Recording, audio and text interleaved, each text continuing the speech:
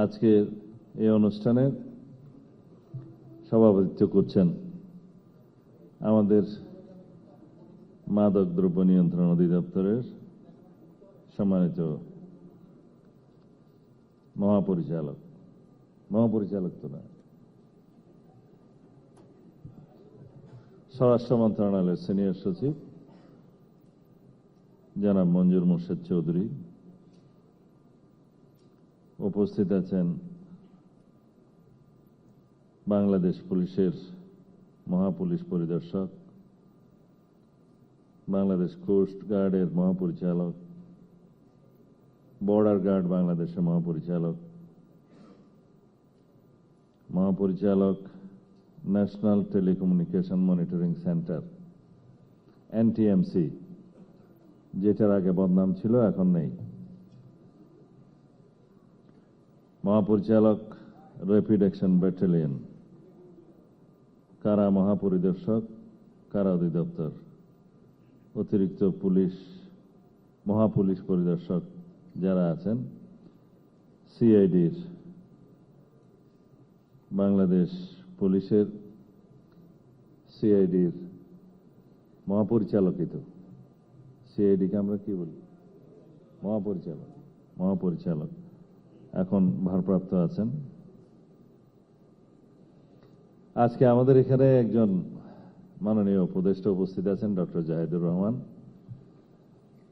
and His Excellency Mr. Imran Haider, High Commissioner of Pakistan, and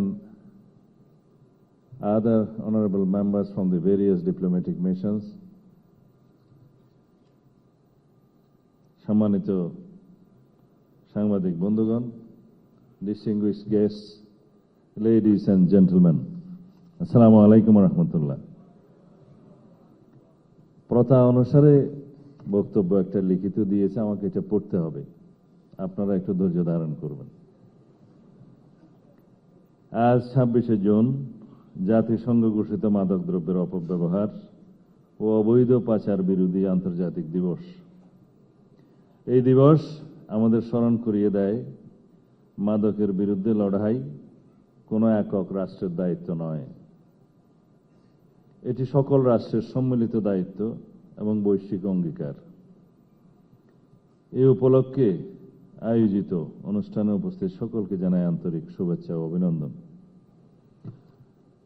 প্রযুক্তির অভূতপূর্ব অগ্রগতির ফলে আজ পৃথিবী একটি গ্লোবাল ভিলেজে পরিণত হয়েছে, কিন্তু দুঃখজনক হলেও সত্য, এই আধুনিক বিশ্ব মাদক দ্রব্যের অপব্যবহার ও অবৈধ পাচারের ভয়াবহ বিস্তারের কারণে গভীর উদ্বেগের মুখোমুখি। বিশ্বের কোনো দেশই এই সংকট থেকে সম্পূর্ণ মুক্ত নয়, বাংলাদেশও নয়। বাংলাদেশ বর্তমানে ডেমোগ্রাফিক ডিভিডেন্ডের একটি গুরুত্বপূর্ণ সময় অতিক্রম করছে।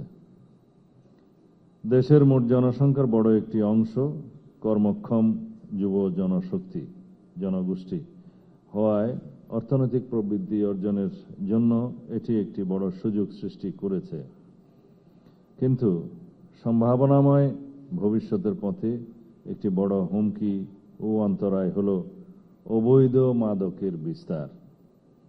ভবিষ্যতে উন্নত এবং সফল রাষ্ট্রের কাতারে উপনীত হতে হলে আমাদের তরুণ সমাজকে মাদকের করাল গ্রাস থেকে অবশ্যই মুক্ত হতে হবে। মাদক শুধু একজন ব্যক্তির জীবনকেই ক্ষতিগ্রস্ত করে না, এটি পরিবার, সমাজ ও অর্থনীতির উপর গভীর নেতিবাচক প্রভাব ফেলে এবং ভবিষ্যৎ প্রজন্মের অমিত সম্ভাবনাকে বিনষ্ট করে। মাদকদ্রব্য নিয়ন্ত্রণ অধিদপ্তরের তত্ত্বাবধানে পরিচালিত সাম্প্রতিক এক গবেষণায় উঠে এসেছে, দেশে বর্তমানে প্রায় 82 লাখ মানুষ কোনো না কোনো ধরনের অবৈধ মাদক ব্যবহার করছেন, যা মোট জনসংখ্যার প্রায় 4.88%। নতুন সিনথেটিক ও সেমি সিনথেটিক মাদক বা নিউ সাইকোঅ্যাক্টিভ সাবস্টেন্সেস এর আবির্ভাবের ফলে মাদকদ্রব্যের অপব্যবহারজনিত সমস্যা ঘনীভূত হয়েছে। উদ্বেগের বিষয় হল মাদক পাচারকারী চক্র এখন প্রযুক্তি নির্ভর কৌশল ব্যবহার করছে। ডিজিটাল প্ল্যাটফর্ম, বিশেষ করে সামাজিক যোগাযোগ মাধ্যম এবং এনক্রিপ্টেড যোগাযোগ ব্যবস্থার সহায়তায় তারা তরুণদের লক্ষ্যবস্তুতে পরিণত হয়েছে বা করেছে। নারী, শিশু, কিশোর সহ সমাজের বিভিন্ন শ্রেণী পেশার মানুষ নানা উপায়ে এই অপরাধ চক্রের শিকার হচ্ছে। ফলে একদিকে অপরাধ প্রবণতা বাড়ছে, অন্যদিকে মাদকাসক্তির ঝুঁকিও বৃদ্ধি পাচ্ছে। এই বাস্তবতার নিরিখে মাদক সমস্যা সমাধানে আমাদেরকে আরও দায়িত্বশীল ও সক্রিয় হতে হবে। বাংলাদেশ সরকারের মাদকের বিরুদ্ধে জিরো টলারেন্স নীতি অনুসরণ করেছে সরকার। এই নীতির বাস্তবায়নে দৃঢ়ভাবে আমরা কাজ করে যাচ্ছি। নোডাল এজেন্সি হিসাবে মাদকদ্রব্য নিয়ন্ত্রণ অধিদপ্তর সহ অন্যান্য আইন শৃঙ্খলা রক্ষাকারী বাহিনী ও মাঠ প্রশাসন সমন্বিতভাবে মাদক নিয়ন্ত্রণে নিরলসভাবে কাজ করছে।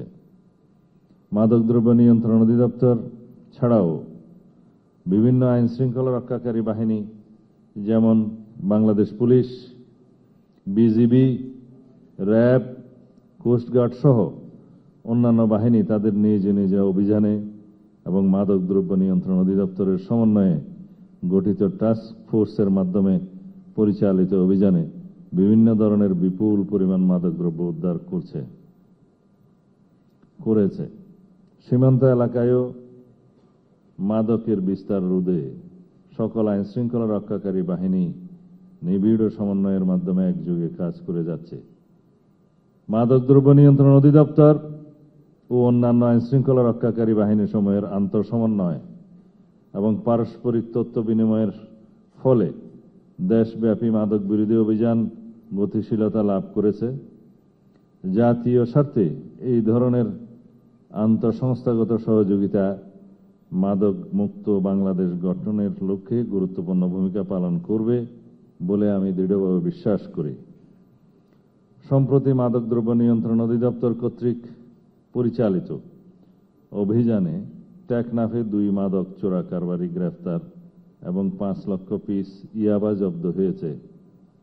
এর বিষয়ে আমি পরে কথা বলবো। ঢাকার উত্তরায় একটি অভিযানে ডার্ক ওয়েব সংযুক্ত ল্যাব থেকে 3 বিদেশি নাগরিক গ্রেফতার এবং 6.3 কেজি কেটামিন সব জব্দ করা হয়। গাজীপুরে পরিচালিত পৃথক পৃথক অভিযানে সিনথেটিক ও সেমি সিনথেটিক ড্রাগস জব্দ করা হয়েছে। খুলনায় অভিযান পরিচালনাকালে করে ফেন্সিডিল সহ 5টি আগ্নেয়াস্ত্র, 4টি ম্যাগাজিন, 96 রাউন্ড গুলি উদ্ধার করা হয়েছে। অধিদপ্তরের কর্মকর্তা কর্মচারীগণ প্রতিদিন জীবনের ঝুঁকি নিয়ে মাদক বিরোধী অভিযান পরিচালনা করছেন। শুধু মাদক বহনকারী বা খুচরা বিক্রেতাদের নয়, মাদক ব্যবসার মূল হোতা, অর্থলগ্নিকারী এবং মাদক ব্যবসার মাধ্যমে অবৈধ সম্পদ অর্জনকারীদের বিরুদ্ধে মাদকদ্রব্য নিয়ন্ত্রণ আইন 2018 এবং মানি লন্ডারিং প্রতিরোধ আইন 2012 এর আওতায় আইনানুগ ব্যবস্থা গ্রহণ করা হচ্ছে। অধিদপ্তর ইতিমধ্যে 9টি মানি লন্ডারিং মামলা দায়ের করেছে এবং বর্তমানে এ সংক্রান্ত আরও 23টি অনুসন্ধান চলমান রয়েছে। মাদক বিরোধী কার্যক্রমে গতিশীলতা আনয়নের লক্ষ্যে মাদকদ্রব্য নিয়ন্ত্রণ অধিদপ্তরের আভিযানিক সক্ষমতা বৃদ্ধি, প্রাতিষ্ঠানিক ক্ষমতায়ন এবং আইনকে যুগোপযোগীকরণের নিমিত্ত বাংলাদেশ সরকার মাদকদ্রব্য নিয়ন্ত্রণ আইন 2018 এর সংশোধনের প্রয়োজনীয় উদ্যোগ গ্রহণ করেছে। এটাও পরে কথা বলবো আপনাদের সাথে। এবছরের 16 ফেব্রুয়ারি জৈব নমুনায় মাদকদ্রব্য শনাক্ত পরীক্ষা ডোপ টেস্ট বিধিমালা 2026 জারি করা হয়েছে। এই বিধিমালা মাদক মুক্ত সমাজ গঠনে একটি যুগান্তকারী পদক্ষেপ। আইন প্রয়োগের পাশাপাশি আমরা বিশ্বাস করি প্রতিরোধই সর্বোত্তম উপায়। মাদকের চাহিদা কমাতে পারলে সরবরাহ কমে আসবে। বর্তমান সরকারের নির্বাচনী অঙ্গীকার অনুযায়ী মাদকের মরণছোবল থেকে যুব সমাজকে মুক্ত করার জন্য ব্যাপক সচেতনতামূলক কর্মসূচি বাস্তবায়ন করছে। এই লক্ষ্যকে সামনে রেখে সারা দেশে জনসচেতনতামূলক কার্যক্রম, শিক্ষা প্রতিষ্ঠানে মাদক বিরোধী সাংস্কৃতিক ও শিক্ষামূলক কার্যক্রম এবং প্রশিক্ষক ও মেন্টর তৈরির কার্যক্রম জোরদার করা হচ্ছে। মাদক বিরোধী প্রামাণ্যচিত্র তৈরি করে বিভিন্ন ইলেকট্রনিক ও ডিজিটাল প্ল্যাটফর্মে প্রচার করা হচ্ছে, যা মাদকের ভয়াবহ পরিণতি সম্পর্কে সচেতন করার ক্ষেত্রে গুরুত্বপূর্ণ ভূমিকা পালন করছে। মাদকাসক্তি একটি রোগ। যারা মাদকাসক্তির ফাঁদে পড়েছেন তারা অপরাধী নন, তারা রোগী। একজন বক্তা বলে গিয়েছেন, যিনি আগে মাদকাসক্ত ছিলেন, এখন কিউরড হয়েছেন, এখন প্রশিক্ষণ দিচ্ছে। আমি খুব মনোযোগ দিয়ে শুনেছি। আসলেই মাদক ব্যবহারকারী যারা আসক্ত হয়েছেন তারা রোগাক্রান্ত। এই স্বীকৃতিটা আন্তর্জাতিকভাবে দেয়া হয়েছে। তারা রোগী। মাদকাসক্ত রোগীদের চিকিৎসা, পুনর্বাসন এবং সমাজে পুনঃ একত্রীকরণের নিমিত্ত সরকারি বেসরকারি নিরাময় কেন্দ্রগুলোর মাধ্যমে চিকিৎসা সেবা এবং মনোসামাজিক কাউন্সেলিং প্রদানের কার্যক্রম চলমান রয়েছে। সারা দেশে সরকারি ও বেসরকারি পর্যায়ে চিকিৎসা ও পুনর্বাসন কার্যক্রম সম্প্রসারণের পাশাপাশি চিকিৎসার মানোন্নয়নমূলক বিভিন্ন উদ্যোগ বাস্তবায়িত হচ্ছে। বেসরকারি পুনর্বাসন কেন্দ্রগুলোর মান উন্নয়নে সরকার অনুদান প্রদান করছে। অ্যাডিকশন প্রফেশনালদের দক্ষতা বৃদ্ধির জন্য প্রশিক্ষণ দেওয়া হচ্ছে। মাদক দ্রব্যের অপব্যবহার ও অবৈধ পাচার এমন একটি সমস্যা যা শুধুমাত্র আইন প্রয়োগের মাধ্যমে মোকাবিলা করা সম্ভব নয়। আইনের কার্যকর প্রয়োগের পাশাপাশি সমাজের সকল স্তরের মানুষের সক্রিয় অংশগ্রহণ নিশ্চিত করে একটি শক্তিশালী মাদক বিরোধী সামাজিক আন্দোলন গড়ে তুলতে হবে। এই লক্ষ্যে সরকারের পাশাপাশি অভিভাবক, শিক্ষক, ধর্মীয় নেতৃবৃন্দ, বেসরকারি প্রতিষ্ঠান, সুশীল সমাজ এবং বিভিন্ন শ্রেণী পেশার মানুষের সম্মিলিত উদ্যোগ অত্যন্ত গুরুত্বপূর্ণ। সবার প্রতি আমার আন্তরিক আহ্বান, আসুন আমরা সম্মিলিতভাবে একটি সুস্থ, নিরাপদ ও মাদক মুক্ত বাংলাদেশ গড়ে তুলি। এই দিবস উপলক্ষে গৃহীত সকল কর্মসূচির সার্বিক সাফল্য কামনা করছি এবং উপস্থিত সবাইকে আন্তরিক ধন্যবাদ জানিয়ে আমার বক্তব্য শেষ করছি। এটা হলো লিখিতর মধ্যে শেষ করছি। এত ছোট করে লিখে দিয়েছে, আসলে আমার পড়তে খুব কষ্ট হয়। আর একটু বড় করে সামনে উপস্থিত সম্মানিত অতিথিবৃন্দ, অংশগ্রহণকারীগণ, এখানে আমার মনে হয় ছাত্রছাত্রীরাও অনেকে আছেন, অনেক স্বেচ্ছাসেবী সংগঠন আছেন, নিরাময় কেন্দ্রের অনেকেই আছেন যারা পুরস্কার গ্রহণ করেছেন।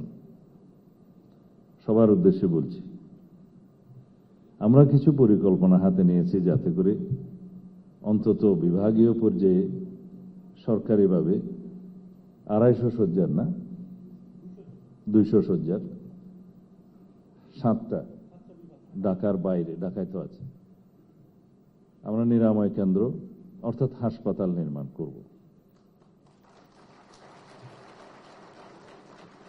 সমাজের চাহিদা অনুযায়ী আমরা আমাদের 31 দফার নীতি ঘোষণার মাধ্যমে পরবর্তীতে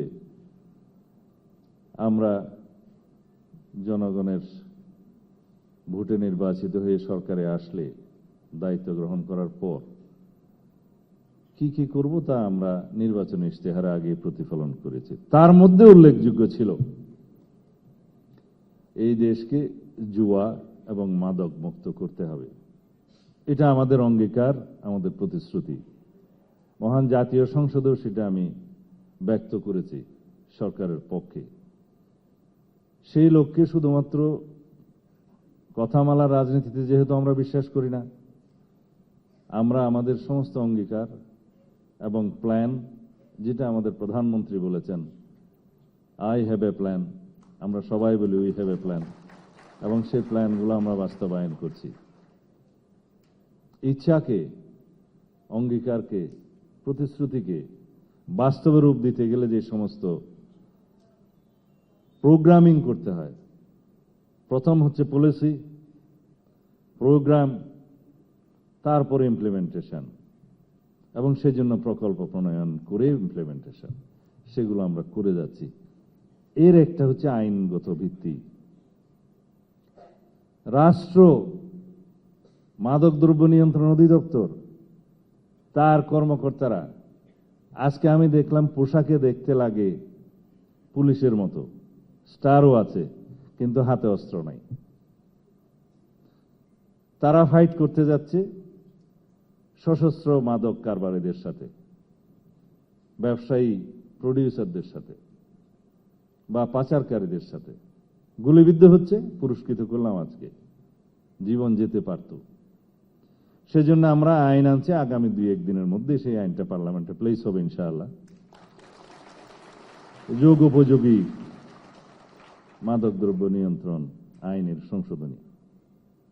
তাতে তাদেরকে অস্ত্র দেয়া হবে, আধুনিক অস্ত্র দেয়া হবে, 9mm পিস্তলও দেয়া হবে, অন্যান্য অস্ত্র দেয়া হবে, প্রশিক্ষণ দেয়া হবে, তারা যাতে ফাইট করতে পারে একটা ইন্ডিপেন্ডেন্ট, স্বতন্ত্র একটা অর্গান হিসেবে। অন্যান্য বাহিনীগুলো যেমন বিজিবি, কোস্টগার্ড, র্যাব সবাই ফাইট করছে পুলিশের পাশাপাশি।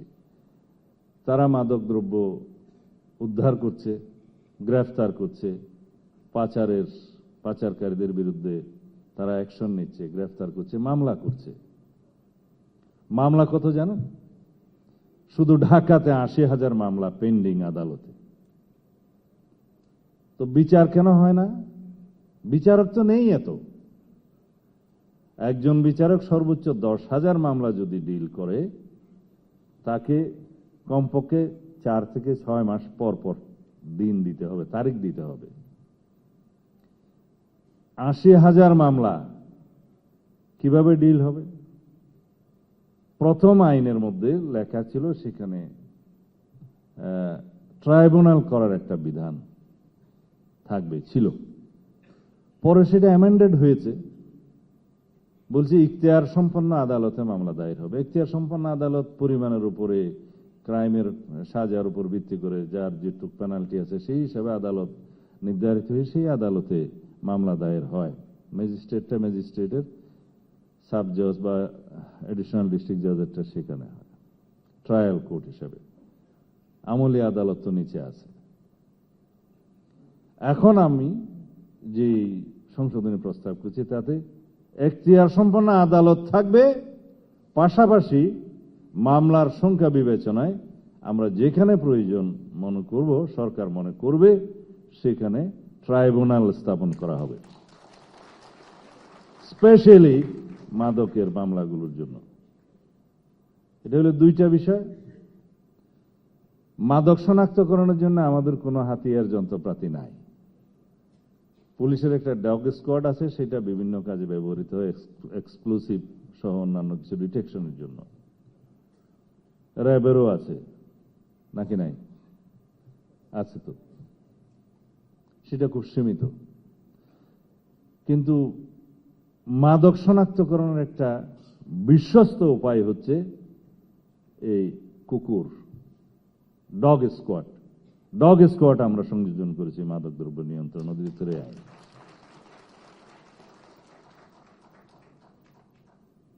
আসামি গ্রেফতার হবে। মাদক আসক্ত যদি হয়, অনেককে ঝুঁকিপূর্ণ অবস্থায় থাকে, অনেক আসক্ত সেরকম অবস্থায় থাকে। আর পাচারকারী, চোরা কারবারি বা ব্যবসায়ী, তাদেরকে নিয়ে এসে তো মাদকদ্রব্য নিয়ন্ত্রণ অধিদপ্তরের অফিসে বসিয়ে রাখা যায় না। থানায় আইন অনুযায়ী, সিআরপিসি অনুযায়ী যখন হস্তান্তর করা হবে, তার আগের সময়টা কোথায় থাকবে? কোনো বিধান নাই। সেই জন্য একটা হাজতখানার প্রস্তাব সেই আইনে করেছে। মাদকের জন্য এখন পরীক্ষাগার আছে, ল্যাবরেটরি আছে টেস্ট করার জন্য। এত বেশি মামলা যেটা টেস্ট করে এটা কি আটা, ময়দা, না হেরোইন, না পাউডার, কিছুই টেস্ট করার কায়দা নাই। এন্ড অফ দি ডে কিভাবে কিভাবে ম্যানেজ হয়ে হিরোইন পাউডার হয়ে যায়, আটা হয়ে যায়, ময়দা হয়ে যায়, কোনো আর কাজ হয় না। সেজন্য প্রত্যেকটা ডিস্ট্রিক্টে একটা উন্নত ল্যাবরেটরি স্থাপনের প্রস্তাব আমরা করেছি। ইতিমধ্যে করা হয়েছে কয়েকটা জায়গায় কেমিক্যাল ল্যাবরেটরি। পাশাপাশি এখানে বলি, সিআইডির জন্য আমরা কেমিক্যাল অ্যান্ড ফরেন্সিক ল্যাবরেটরির সমস্ত ডিভিশন পর্যায়ে আধুনিক করার জন্য অলরেডি আমরা প্রকল্প গ্রহণ করেছি। সেটা অন্যান্য অপরাধের ক্ষেত্রে যদি প্রয়োজন হয় আমরা ইন্টার ডিপার্টমেন্টাল বিভিন্ন ল্যাবরেটরির সহায়তা নিতে পারবো। ওখানে এমন কোনো রেস্ট্রিকশন নাই যে শুধু মাদকদ্রব্য নিয়ন্ত্রণ অধিদপ্তরের অধীনে স্থাপিত ল্যাবরেটরিতে টেস্ট হতে হবে, এমন কোনো রেস্ট্রিকশন রাখা হয় নাই। রাষ্ট্র চলে আইন কানুন দিয়ে, আইনের ভিত্তি দিয়ে। আইন নাই, আমরা অপরাধীকে কিভাবে সাজা দেব? আদালত কিভাবে বিচার করবে? আমাদের অফিসাররা কিভাবে গ্রেফতার করবে? জীবনের ঝুঁকি নিয়ে তাদের সাথে কিভাবে সংগ্রাম করবে? আইন ছিল না। রাষ্ট্র কিভাবে চলেছে মালুম নাই। জুয়া, অনলাইন জুয়া, ওয়েটিং সহ ডিজিটাল প্ল্যাটফর্মে যে সমস্ত অপরাধ হচ্ছে, মানি ট্রান্সফার হচ্ছে, সেজন্য আইন কে আছে জানেন? 1867 সনের জুয়া প্রতিরোধ আইন, কয়শো বছর আগে। সেই আইন নিয়ে এখন জুয়ার বিরুদ্ধে আমরা ফাইট করছি। এখন জুয়া হচ্ছে সাইবার কি প্ল্যাটফর্মে কি বলে এটা, সাইবার স্পেসে। আমি নন ডিজিটাল মানুষ, আমি অত এই ভাষাগুলো জানি না। সাইবার স্পেস, ডিজিটাল স্পেসে, অনলাইনে বিভিন্নভাবে এই জুয়া খেলা হচ্ছে, মানি ট্রান্সফার হচ্ছে। সেই মোবাইল কি যে এমএফএস ফিনান্সিয়াল সিস্টেমের মধ্যেও কিছু পরিবর্তন আনতে হবে। আমাদের এখানে এনটিএমসির মহাপরিচালক আছে, উনি আমাকে সাজেস্ট করছিলেন যে একটা সিম ব্যবহার করে সে হোয়াটসঅ্যাপ না কি করে, পরে সেই সিমটা ফেলে দেয়, ওই ওটিপিটা ব্যবহার করে আরো কি কি যেন করে। মানে তাকে আর ডিটেক্ট করা যায় না মানি ট্রান্সফারের ক্ষেত্রে, কোনো বিধি নিয়ম নেই। তা আমরা এখন ব্যাংক অ্যাকাউন্ট খোলার সময় আমরা মোবাইল নম্বর যেটা পাই, সেটা একবার অ্যাকাউন্ট খোলা হয়ে গেলে সেটা হোয়াটসঅ্যাপে মেসেজ আছে, সিমটা বের করে ফেলে দেয়, পরে আর সেটা ডিটেক্ট করা যায় না, মানি ট্রান্সফার হচ্ছে। মাদকের পাচারের ব্যবসার টাকা দিয়ে যেটা মানি লন্ডারিংটা হয়, এখানে বিভিন্ন সম্পদ সৃষ্টি করা হয়, সেটা ফরফিট করার, বাজেয়াপ্ত করার কোনো শক্ত আইন নাই। সেটা আমরা করছি। আইন করে যাই, বাস্তবায়নের সময় ভুল ত্রুটি হয়তো ধরা পড়বে, সেটা সংশোধন হবে। তা আইনই নাই, বাস্তবায়ন হবে কোত্থেকে? জুয়ার বিরুদ্ধে কিভাবে ফাইট করব? মাদকের বিরুদ্ধে কিভাবে সংগ্রাম করব? ঢাল নাই, তলোয়ার নাই, নিধিরাম সর্দার ফাইট করতে যাচ্ছে অটোমেটিক অস্ত্রওয়ালা মাদক কারবারিদের বিরুদ্ধে। আমাদের বর্ডার গার্ড বিজিবি খুব প্রশংসনীয় কয়েকটা কাজ করেছে বর্ডার লাইন এরিয়াতে, যেখান থেকে মাদক পাচার হয়ে আসে, মাদক চোরা কারবারি হয়। সেই জন্য আমাদের পূর্ব সীমানা এবং পশ্চিম সীমানা উন্মুক্ত। বর্ডার এরিয়াতে ফ্যাক্টরি নির্মাণ করা হয়েছে বিভিন্ন দেশের, আমাদের অভ্যন্তরেও আছে, ওখানেও আছে। উত্তরার মতো জায়গায় আজকেই প্রথম নাম শুনলাম, কিটামিন না কি যেন, সেটা লিকুইড ফর্মকে পাউডার করা হচ্ছে, ল্যাবরেটরি স্থাপন করা হয়েছে। এটা নাকি সবচেয়ে বেশি সিনথেটিক ড্রাগস, জঘন্য, মারাত্মক। আমরা এই যুগে আছি, কিন্তু আইন আছে এই আদিম যুগে। কারবার অপরাধ চলছে বর্তমান যুগের প্রযুক্তি ব্যবহার করে, কিন্তু আমাদের আইনটা হচ্ছে আদিম যুগের। সেটা হয় না। সেই জন্য আমরা আইনের শাসন প্রতিষ্ঠার লক্ষ্যে প্রথমে আমরা আইনি ভিত্তিগুলো, কাঠামোগুলো শক্তভাবে দাঁড়া করাবো ইনশাআল্লাহ। আমি প্রতিশ্রুতি দিয়েছিলাম প্রথম সেশনে, যেহেতু সেটা খুবই ব্যস্ত সেশন ছিল, অর্ডিন্যান্সগুলো পাশ করতে হয়েছে, আমাদের খুব বেশি সময় পাওয়া যায়নি। এই সেশনের মধ্যে আমরা পাশ করব বিভিন্ন আইন বলেছিলাম, তার মধ্যে গুরুত্বপূর্ণ এগুলা। সাথে সাইবার অ্যাক্টের মধ্যেও আমাদের কিছু পরিবর্তন আনতে হতে পারে। এই বাজেট সেশনের বিভিন্ন হুলস্থুলের মধ্যেও একটা আইন ইতিমধ্যে উত্থাপন করেছি, আর একটা 2-3 দিনের মধ্যে উত্থাপন হবে ইনশাআল্লাহ। এরপরে সম্পর্কিত সাইবার সম্পর্কিত এবং অন্যান্য রিলেটেড আইন, বাহিনী সংক্রান্ত আইন, এগুলো প্লেস করা হবে। সেজন্য আলাদা এলিট ফোর্সেরও আমরা কিছুটা সংস্কার করব, যাতে তারা অ্যাক্টিভলি কাজ করতে পারে একটা আলাদা শক্ত আইনের উপর ভিত্তি করে। আমি এখন নাম নেব না, পরে আপনারা দেখবেন। যাই হোক, আপনাদের সকলের সহযোগিতা প্রয়োজন। সমাজের, শিক্ষা প্রতিষ্ঠানের, অভিভাবকদের এবং স্বেচ্ছাসেবী সংগঠনের, যারা এই সমাজকে মাদক মুক্ত দেখতে চান, জুয়া মুক্ত দেখতে চান, অপরাধ মুক্ত দেখতে চান, সকলের সহযোগিতা চাই। আপনাদের সামাজিক এবং নৈতিক দায়িত্ব আছে। আশা করি আপনারা সবাই সহযোগিতা করবেন। আজকে এই অনুষ্ঠানের মধ্য দিয়ে আমি সকল দেশবাসীর প্রতি উদাত্ত আহ্বান জানাচ্ছি, আসুন আমরা আমাদের ভবিষ্যৎ প্রজন্মকে, আমাদের সন্তানদেরকে, এদেশের যুব সমাজকে আমরা রক্ষা করি এবং একটা সুস্থ সবল জাতি নির্মাণে আমরা সবাই সহযোগিতা করি। আপনাদের সকলের আজকের উপস্থিতির মাধ্যমে এই অনুষ্ঠান অনেক মর্যাদা